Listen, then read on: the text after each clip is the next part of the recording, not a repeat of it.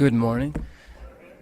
I'm very glad to share with you today. I have the opportunity to speak this morning. Kevin's out of town, and so I have the privilege of sharing today. And the subject I'd like to share is something extremely near and dear to my heart. I've been working on this message for years, to be honest, and so it'll probably take a long time to get through. No, I did my best to summarize it, and I called Kevin last night, and I was like, this is getting too long. There's so much here.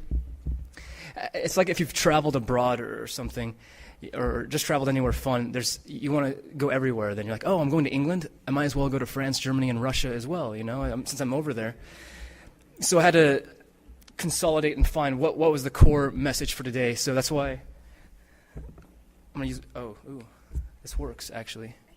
Is that me? Let's go back. That's him. I have a laser pointer here. This is part one, and I don't know when the rest of the parts will come, but that just was a way to appease myself, saying there's more to come. I focused on one key idea here. We're going to read and explore the idea of the fullness of time. The verse in Galatians, the NIV, I think, said when the time had fully come. The ESV and King James, I believe, says the fullness of time. That Christ came in the fullness of time. And the reason this subject is so near and dear to my heart is because I get to teach this along with some of my friends and colleagues that have actually joined us here today. And in a moment, I'd like to introduce some of them. They're sitting over there. We get to teach this at Boise Classical Academy that meets here in the church. And we're using this idea of the fullness of time to guide us as we explore our subjects. Okay, classical Christian. What we teach at Boise Classical Academy is the classical Christian tradition. And for those that may not be familiar with that, it simply means that we use Christianity to understand history, philosophy, science, literature, and it's a lens, it's a perspective. It's saying, how can we use Christ to interpret these subjects? And so the term classical simply means exploring the great classics of all history, of all civilization. And so we go back to the very earliest texts ever written. This is the Epic of Gilgamesh and so forth. And we'll study all the way to the present day, in which we read Mark Twain. But we're doing it from a Christian perspective. And so today I'd like to use this perspective for us to understand history and what's the meaning of history, especially. And I'm going to use the Lion King to help us do that, because the classical Christian perspective can use any medium and explore the truths, the human situation. Okay, all of us are made in the image of God, and we all have the same challenges and struggles in life. And therefore, we can look into even non-Christian literature, for example, and see that there's still human struggles there. Now, one way to understand that is they may not have the answers in those books, but they have a lot of the questions. Does that make sense? Like, you're going to see somebody who jumps off a cliff is going to have, see the results of gravity. Like, gravity will be displayed there. The Lion King, though, I don't know if there's Christians that helped write that, but there's some fascinating themes that I think will help us explore this subject of the fullness of time. So this is a guiding theme for us, for our school, Boise Classical Academy. Here's some of our students at the school, and look at that handsome fellow. I'd like to briefly introduce just some of the people that work with us at Boise Classical. We have the Divany family. If you guys just want to wave, they're a very bright family that have joined us today. They get a hand. Their son likes to carve sharp things, he told me. That's Chris. Can you wave, Chris? He's going to be TAing for us. He's a college student. Next to him is Abra. Can you wave? She's helping with admin and TAing. We have the Hancocks, Lori and Roger. They are, Lori's kind of like the mother of our school, and it's, a lot of homeschool kids come there. She raised 4 homeschoolers herself. And they've all become extremely successful. So we're just very thankful for that Christian homeschool guidance. Her daughter teaches literature for us, and that's Manna Hancock. And you can hold your applause for her. And then Derek Ryrie is a good friend of mine, and he teaches philosophy and history as well. And Derek, you want to say hi? Some of you know him already. So this is a team, I have to also point out Mr. Steve Huffman. He has served with us and taught apologetics and science. And so he did that last year with us, and he might do some apologetics for us. So I was hoping that this congregation and the school can have opportunities to have fellowship, because we're part of the kingdom together, and I think this would just be mutually beneficial. So I'm going to go ahead and jump in, though, to this story of the fullness of time. In Galatians 4:4, it says, when the fullness of time had come, God sent forth his Son. When I read those words as a younger person, I thought a lot about what that meant. What does it mean at a certain point in time? Why? Why did Jesus come when he came? Now, this is important for understanding the history of the world, but think about it this way, too. Jesus, at one point, entered into your life. On an individual level, Jesus came at the fullness of time in your own personal life. Does that make sense? Like as a young person, maybe you didn't have a relationship with Christ, and at one point he came and you came to know Christ. So I like to explore things from the personal, individual level, and then zoom out and see it on a historical level. So that at some point in time, it was considered the right time for Jesus to come. And I want to understand what that means. Why is there a right time? There's thousands of years, thousands, before he came, going all the way back to creation. But for some reason, it was deemed that, bam, that's the perfect time, 0 AD. For those of you not familiar with the dates of history, it was about 0 that he was born. And for some reason, that was when God knew, in his infinite understanding, that it was perfect. And I'll come back to that term, perfect. But that's exactly what it was. It was the perfect time. Have you guys ever thought, why didn't God send Jesus to Adam and Eve? Like Adam bites the apple, and then poof, Jesus appears, and then it was like, oh, just, wow, the gospel message came right then and there. Why wait thousands and thousands of years? Has anyone thought about that? I have. I was like, that could have saved maybe a lot of confusion or trouble. But there's an important reason that he didn't, and this is the message of today, is that God has a purpose and a plan. There's a reason that the fullness came when at 0 and not thousands of years before that. And it's partly because of the context of his message. He says in Galatians 4 that he's speaking about an heir. If you guys remember the scripture reading that we just heard, it says that an heir, H-E-I-R, during the time while he was still underage or still a child, is treated like a slave under a guardian. But in the fullness of time, he gets to come into his inheritance. The fullness of time is about coming into an inheritance. That's the gospel. But you can't do it until you've come of age. There's a period that's going to require us to grow up. Until that period comes, we are under guardians and managers. And I'm going to explain what that means. Well, actually, Jesus can explain what that means. Imagine the prodigal son. He was an heir. He had a great inheritance waiting for him. And he decided, I'm not going to wait until the right time. I'm going to do it before the time while I'm still immature. And what happened there? Squandered it. I use color coding to help. He squandered that and ended up eating out of pigsties. Literally. He wasted his inheritance. Why was that inappropriate for him to do? It was his inheritance, right? Didn't he have a right to take that? Well, yes and no. If he could have had faith and patience, then it would have been best. But instead it says here that he did this as a disobedient son. The beauty of this is he gets to come back and be reconciled, but Jesus teaches us about the heir here, that immaturity is the great obstacle. Immaturity is an obstacle for us to experience our inheritance. All the verses that speak about immaturity seem to be one of the major themes of the New Testament.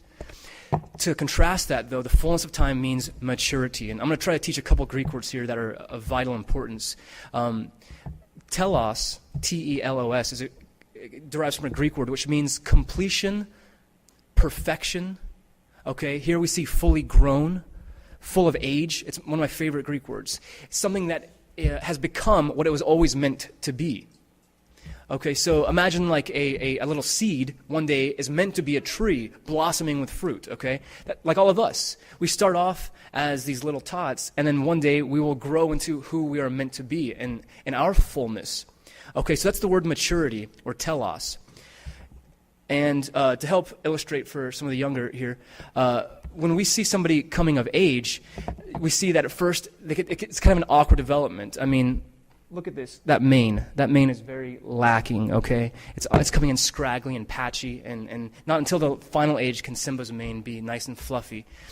We see in the movie Lion King that Simba goes through this process of maturity. It's a theme of the movie. One of the best definitions for it, as you can see here, is that as we grow into maturity, it's a spiritual journey.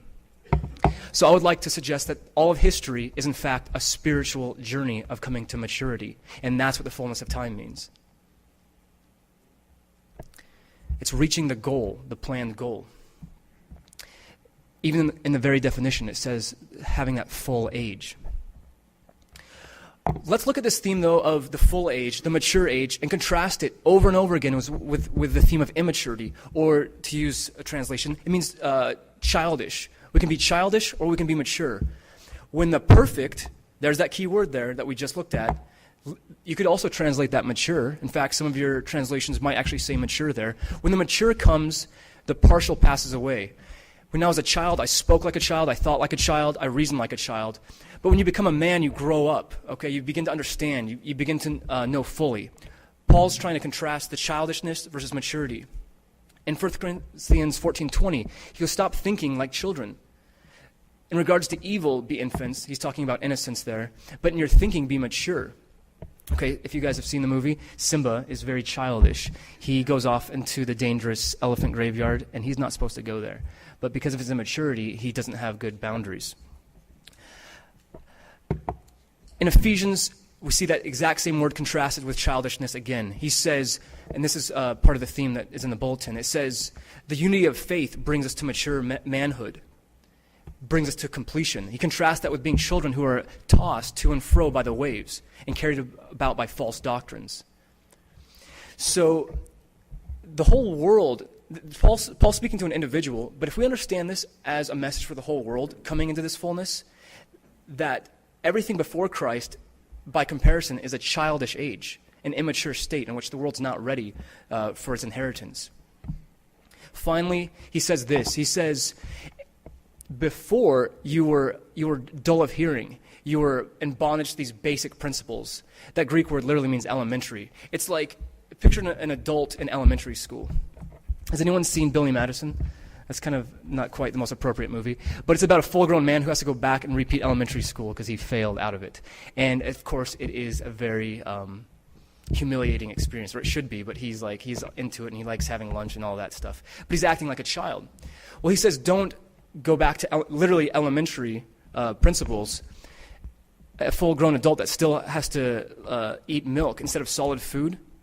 Everyone who lives on milk is unskilled in the word of righteousness, since he is a child. Solid food is for the mature, for those who have their powers of discernment trained by constant practice. This is a call to all of us to say, let's grow up. Be mature now. Let's get over the basic stuff. He's talking about the basic stuff of Christianity, by the way. Let's go to the mature stuff and become leaders. He says by this time you should actually be leaders. Okay? But we're still acting like children. All right, so that's a little setup to contrast the immaturity with maturity. Right before the passage of fullness of time, Paul says, before faith came, we were held under guard, having been restricted by the law until the coming faith would be revealed. So if we're in a state of immaturity, we are under law, we are under bondage of the law. And I think the best analogy for this is understanding the rules and restrictions a little child would have. Bedtime. If you're a little kid, what time is bedtime for your kids, like little ones? 8 o'clock? Okay, that's pretty early. Okay, 8 o'clock. Think about this. A child needs to be told to go to bed at 8 o'clock. Why?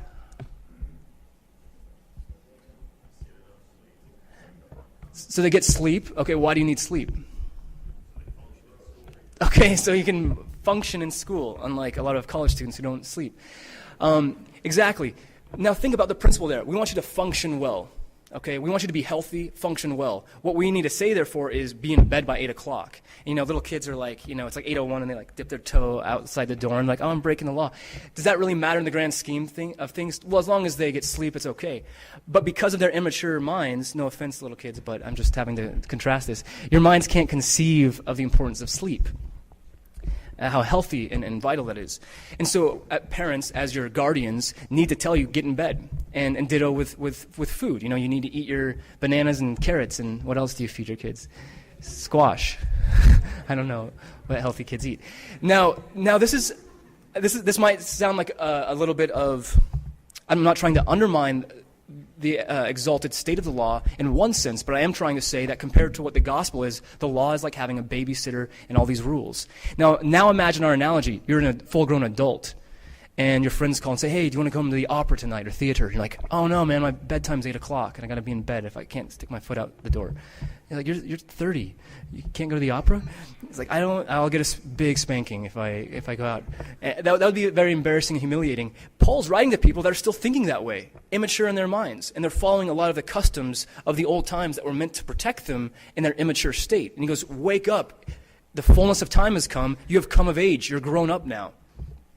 So before this period, we were under the law, and this is a very powerful message here. What Paul says is, in this very passage, that we are as heirs, as children. We're no different from a slave, though, when we're little kids. Why? Because we're under these guardians that tell us what to do. And when Simba's a little cub, the bird, what's the bird's name?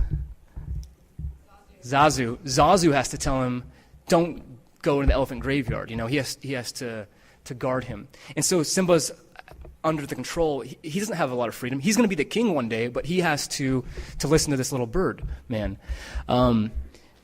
So this is a period of bondage. This is how we should perceive the law. We were under bondage. It was for our own good. The law is a great thing, but it takes away our freedom. The protective role of the law is emphasized by Paul's use of the word here, and I just love this Greek, so please let me indulge here. The word for the guardian is pedagogue. Has anyone ever heard of that word in English usage? Pedagogue? Go ahead. Very good. And if you study education, that's called pedagogy, I believe. The pedagogue now is meant as a teacher. Back then, I think the best translation was literally a babysitter, someone who has to give you your applesauce and milk and spankings. Is that what babysitters do? The pedagogue is like a zazu that makes sure you don't get into trouble. That's the main goal. Provides discipline. It literally would provide the rod and beat you if you did bad things for your own good. And so Paul's trying to get us to wake up and saying, if you want to live under the law and live under all these rules, you can do that, but you're acting like a kid. If you want to follow Christ, that's the opportunity to grow up. And so, of course, we see here Zazu pushing him away, and then Simba can't really do what he wants, okay? Well, this gets to one more term, and this is a term that I am going to use to help guide the school at Boise Classical. Pedagogue actually comes from the word paideia. Now, paideia is an extremely rich word, and it means a lot of things. It can mean the culture or education or even discipline here. And so what the babysitter does or the guardian does is provide paideia. This is training, okay? Being trained up in the right way. And so maybe let's extend the analogy to an athlete now. Instead of it just being like little kid rules, an athlete has to abide by a very strict schedule, like these Olympians, to attain their goal. They have to follow these very strict rules to gain their health. So paideia could mean instruction that trains somebody to reach full development, to reach maturity. All of us have to go through some sort of paideia to come of age. A child under development with strict training so that they can reach their full potential, their full development. Okay? So paideia could mean discipline. Let's use that word right now because discipline actually means teaching. Like a disciple is a student. A discipline is the teaching they receive. In fact, in Hebrews it simply says that we should be disciplined by the Lord. The Lord He disciplines those whom He loves. And as we sang in that last song wonderfully, as sons and daughters, we ought to be disciplined by the Lord. If we weren't disciplined, it would simply mean the Lord didn't love us. Well, Rafiki loves Simba, and so he's going to discipline him. He beats him over the head at one point, and Simba's like, why are you doing this? And Rafiki says, oh yes, the past can hurt, but the way I see it, you can either run from it or learn from it. Okay, that was my best Rafiki voice. He's the pedagogue here, to use our Greek term. He's the guardian. He beats him, disciplines him. That's the rod. And he's teaching Simba to learn from the past here. Why? Because Simba needs to grow up. He's being a big baby by eating all the bugs with the pig guy in the jungle. Okay? It's time to get past eating all the bugs. That's baby food. And go eat some hyenas or something. That's coming of age, or a gazelle. And so through Simba's instruction, he can come of age. And of course, I love that scene, though. You guys have seen Lion King, okay? This is when they're walking over the log, and they're just, like, growing up, okay? Montage. And here's the point of maturity. This is what I'm trying to build up to. We become mature when we can answer this question. Who are you? We're asking that to ourselves. Who am I? And if your first response is, oh, I'm Ben. Okay, that's just a label, that's just a name. Like, what's my identity? Who am I? Your maturity begins when you can answer this question with the truth and come to know. This is what Rafiki asked him. Who are you? And what's the answer for Simba? Who is he? He's the king. He's the son of Mufasa, and he has to look in the water, and he gets that revelation. He goes, oh my gosh, I'm the king's son. I'm Mufasa's son. I'd forgotten that. I like a prodigal son, I'd gone away and squandered a lot of this, but now he's brought to maturity. When the fullness of time had come, God sent forth his son. Why? It's to wake us up. It's like, it's the gospel message of Christ. And understanding that Christ is the Son of God is that we get to enter into relationship with God through him. That we might be received as adoption as sons. And because we're sons and daughters, the Spirit of Christ, the Spirit of his Son, comes into our hearts. And we can cry out, Abba, Father. He's our daddy now.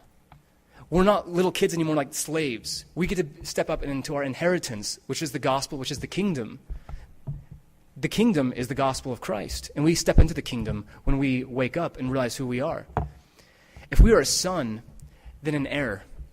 Not just as Christ the heirs, but we are heirs. And if we want to grow up, we get to answer that question and identify who we really are. So coming of age and fullness of time, to me, are the same thing. One we use to talk about us individually, like at your bar mitzvah or something, or your sweet 16. We have all these rites of passage. And in some sense, the entire world had its coming of age, its rite of passage when Christ came. And God called us and said, okay, now I want you to come forth no longer as these little kids, but as my sons and daughters. Here's the scene in which Mufasa appears in the clouds and says, you've forgotten me. That was part of the great sin of Simba, is ignorance. He fell and became deluded about who he was. And he looks into the water, and it turns into Mufasa. And then he can finally be empowered and says, oh, I'm the son. Now I can go fight Scar, which is probably Satan, I think, in the movie. And now he gets to be the king, an heir to the jungle lands where he lives, to Bright Rock. So we're simply using this as an illustration, but for us to try to take that on, and this is challenging even for myself doing this study, is it's very comfortable to see Christ and acknowledge him as king. Amen, he is the king. But then to suddenly say, and we are co-heirs with him, that's where it gets uncomfortable. That's where we have to step it up and say, okay, are we ready for solid food? Because that's the real gospel message, is that we're the co-heirs and that we're brothers and sisters with Christ. We call Abba, God the Father, together. Both Jesus and we both call him our Father. To do that means to take on a lot of responsibility, and that's why many don't. In some sense, it's a lot easier to have your mom make you the peanut butter jelly sandwiches for the rest of your life. It's a very, very tempting to me, to be honest, to have that. But there comes a day, that's not very solid. That's quite mushy. And if I'm going to grow up and take on what the gospel is really claiming to me to be, that I'm going to be an heir, then I have to have a complete transformation of mind. We're called to be transformed by the renewing of our minds and have a Christ mindset. So we'll conclude by answering this question for ourselves. Who are you? And a lot of stuff's going to come up. Your identity is based upon your family and your demographics, where you're from, what you look like. But we're not mature until we can answer this question in terms of who he is. And he's our Father. It's almost scary to come at him, to God as our Father, because of the intimacy and the directness that implies.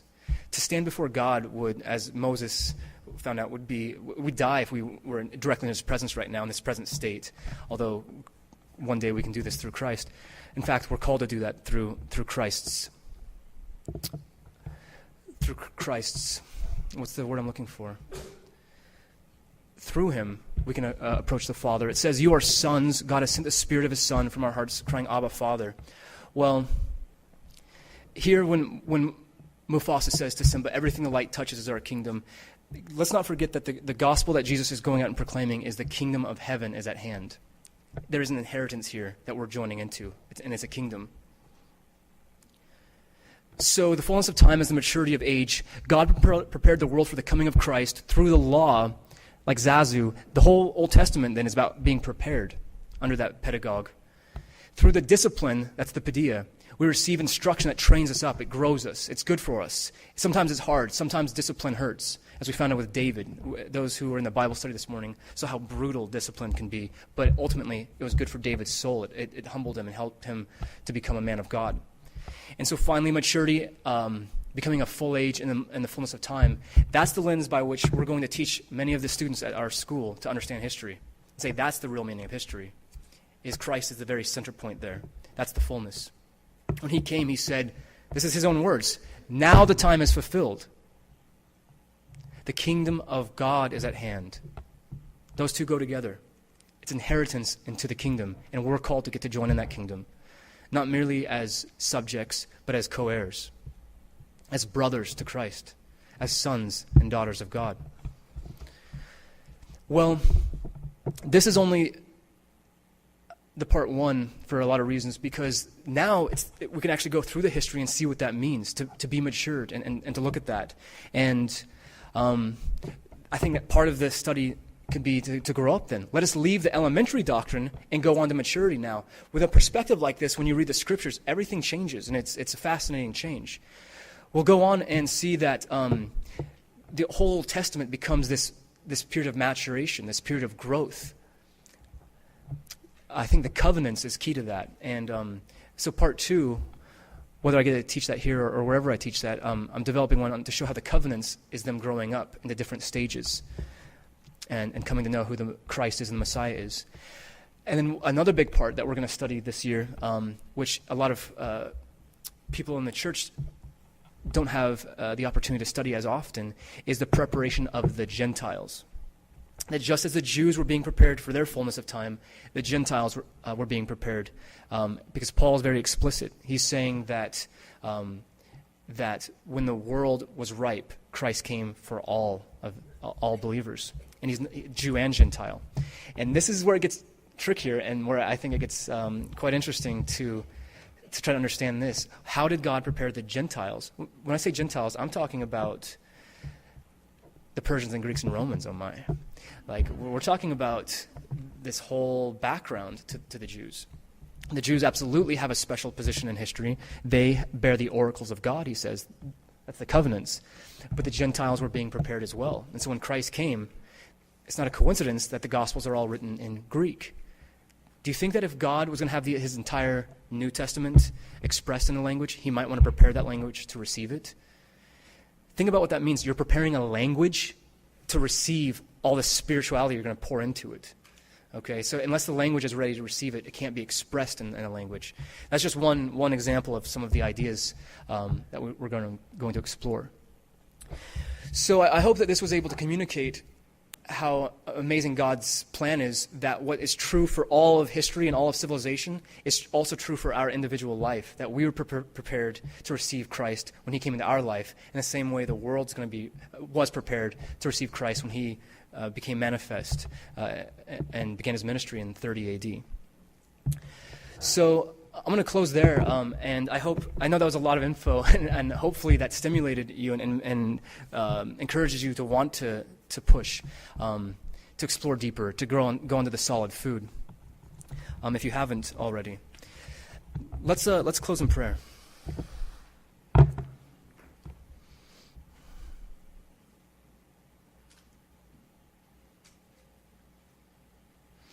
Lord, we thank you for the opportunity to come together each week and devote this time to worshiping you and praising you and studying your scriptures and encouraging one another.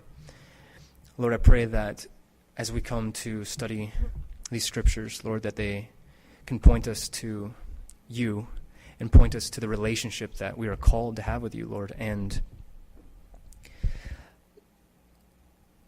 in one sense, none of this is new for us that are believers, Lord.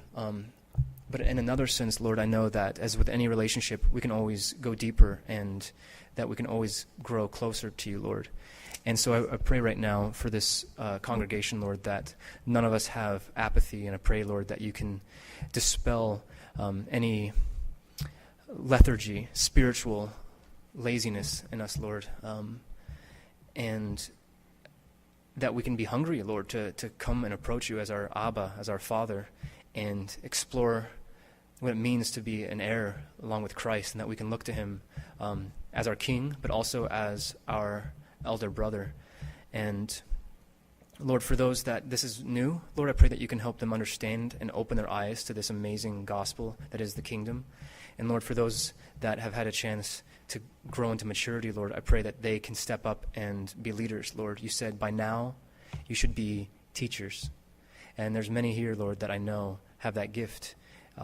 Sometimes we think of that so formally as having a classroom or something. But Lord, a teacher simply means one who leads. To educate literally means to lead and show the way. So Lord, I pray right now for those who, even as I pray this prayer, their hearts stir, Lord, to say that they want to step up and lead. Lord, this congregation right now is at the point of asking many to step forward in the next few months. Lord, I know that many will step forward and serve this church by leading into maturity. Lord, for those who aren't sure, I pray that you give them boldness and faith to come and grow into that maturity that you have called them, Lord. Because ultimately, Lord, the gospel is that we get to become who you've always meant us to be.